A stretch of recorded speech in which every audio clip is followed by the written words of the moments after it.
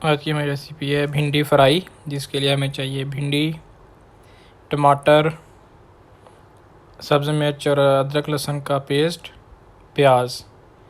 और ये मसालों में ब्लैक पेपर है, और मिक्स मसाला है, नमक है और चुटकी बराबर है हल्दी।